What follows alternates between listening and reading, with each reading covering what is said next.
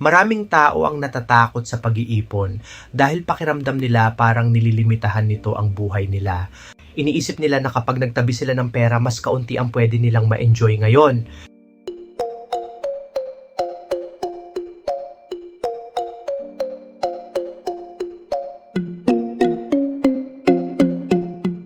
Parang bawat perang iniipon ay katumbas ng mga bagay na hindi nila mabibili, mga lakad na hindi nila masasamahan, o mga experiences na kailangan nilang tanggihan. Kaya minsan, ang tingin sa ipon ay parang restriction, parang kulungan na unti-unting nagbabawas ng excitement sa buhay. Pero ang nakakatawa, kapag mas tumagal kang walang ipon, doon mo mas mararamdaman ang totoong limitasyon. Dahil ang realidad, hindi ang pag-iipon ang nagpapaliit ng options mo. Ang kakulangan ng ipon ang tunay na naglilimita sa choices mo. Kapag may ipon ka, may freedom kang pumili. Freedom na tanggihan ang trabahong sumisira na sa mental health mo. Freedom na hindi agad kumapit sa unang offer dahil lang desperado ka. Freedom na subukan ang opportunity na minsan lang dumarating. Kapag may buffer ka, hindi ka laging napipilitang magdesisyon base sa panic or urgency. May space kang mag-isip. May oras kang timbangin kung ano talaga ang gusto mo at kung ano ang makakabuti sa future mo. Pero kapag wala kang ipon, kahit may sweldo ka pa, madalas survival mode pa rin ang buhay. Bawat desisyon nakabase sa kaya ko ba hanggang next cut-off or may pambayad pa ba ako? At kapag ganun ang setup, unti-unting lumiliit ang mundo mo. Hindi mo basta kayang umalis sa toxic na sitwasyon. Hindi mo basta kayang magpahinga. Hindi mo basta kayang tumanggi kahit alam mong hindi na healthy para sa'yo. Dahil walang buffer, walang sasagip sa'yo kapag pumalya ang isang desisyon. At doon mo marirealize na ang tunay na freedom ay hindi lang tungkol sa malaking kita.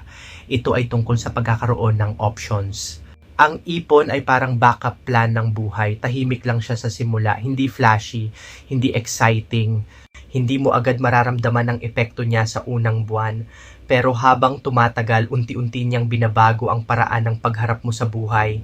Kapag may ipon ka, mas nagiging kalmado ka sa opportunities. Hindi ka agad natatakot sa pagbabago dahil alam mong may safety net ka. Mas nagiging proactive ka kaysa reactive.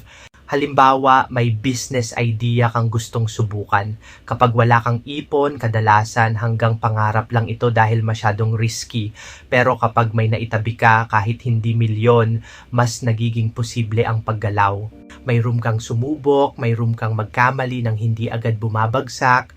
Ganito rin sa career, maraming tao ang nananatili sa trabahong ubos na sila dahil hindi nila kayang mawalan ng isang buwan na income. Pero ang taong may ipon, may konting breathing room para maghap ng mas magandang option nang hindi agad nagpapanik. At yun ang madalas hindi naiintindihan ng marami. Ang saving ay hindi simpleng pag-iimbak ng pera. Ito ay pagbuo ng autonomy, pagbuo ng control sa direksyon ng buhay mo.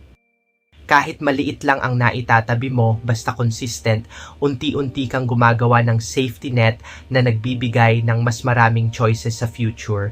At habang nade-develop ang habit ng pag-iipon, may isa pang bagay na nagbabago.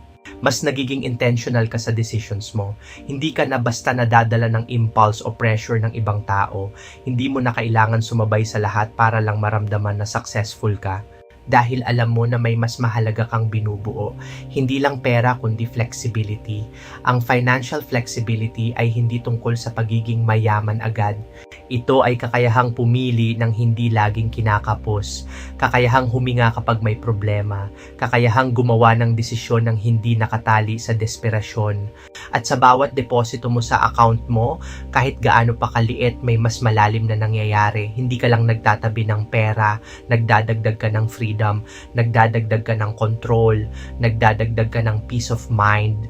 Unti-unti mong binubuo ang isang buhay na hindi lang umiikot sa survival. Sa huli, ang ipon ay hindi hadlang sa enjoyment o happiness.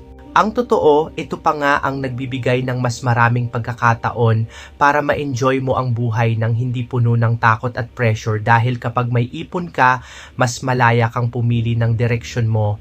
Mas malaya kang tumanggi sa mga bagay na hindi mabuti para sa'yo.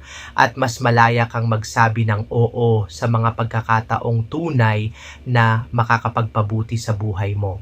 At iyon ang tunay na purpose ng saving. Hindi para ikulong ang sarili mo, kundi para palawakin ang choices mo at bigyan ka ng mas malinaw, mas kalmado at mas malayang paraan ng pamumuhay.